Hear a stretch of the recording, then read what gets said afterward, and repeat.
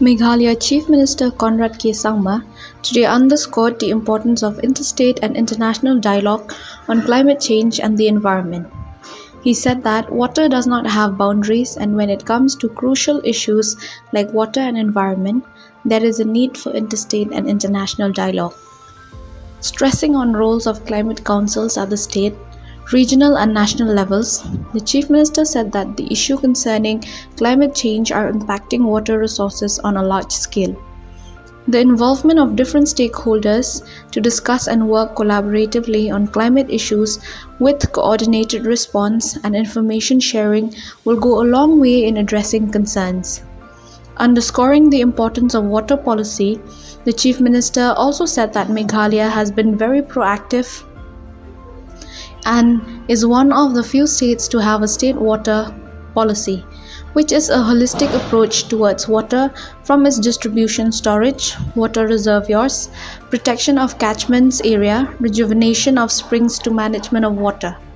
The two-day conclave is being attended by delegates from Thailand, Nepal, Bhutan, Myanmar, Cambodia, and Vietnam, and stakeholders from different agencies and international institutions. As part of the conclave, a Shillong Declaration will be signed by delegates from different parts of the country to share best practices and models for the conservation of water bodies and sustainable management of water resources.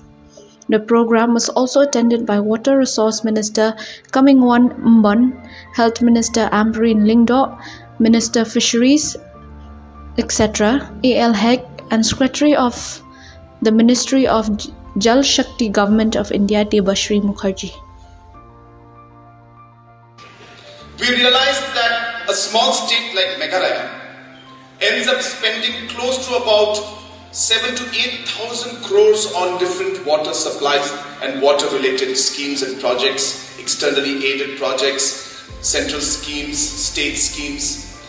And somehow we don't end up talking to each other and really focusing on what really the goal is. So number one, the objective of this actual conference and the conclave is to bring everybody together, department-wise, throughout state governments, throughout different organizations, throughout society, to realize that we need to keep our eye on the ball. And we need to address the issues and not just focus on scheme implementation or completion of certain targets. And hence, a holistic approach is required. We need to realize that there is a larger objective to what individually every department is doing, and we need to talk to each other. Number two, we also realized that though geographically speaking, we have different states, we have different countries out here, but when it comes to environment and water-related issues, water doesn't have boundaries. And hence, it is important that different state governments talk to each other. Different countries talk to each other.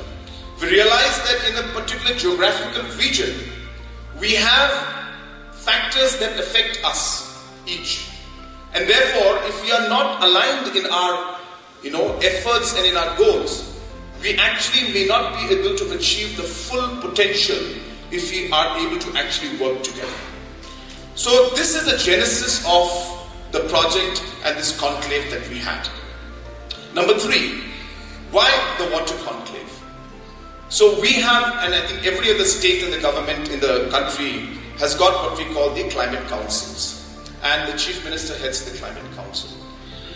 We realize that climate change, obviously apart from the normal problems we have, climate change is only impacting these problems even at a larger scale.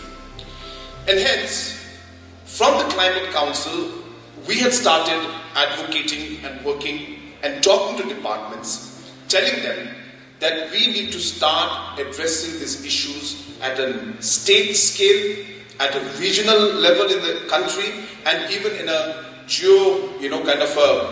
political kind of other countries around us, so that we are able to address these concerns in a larger platform where we bring everybody together.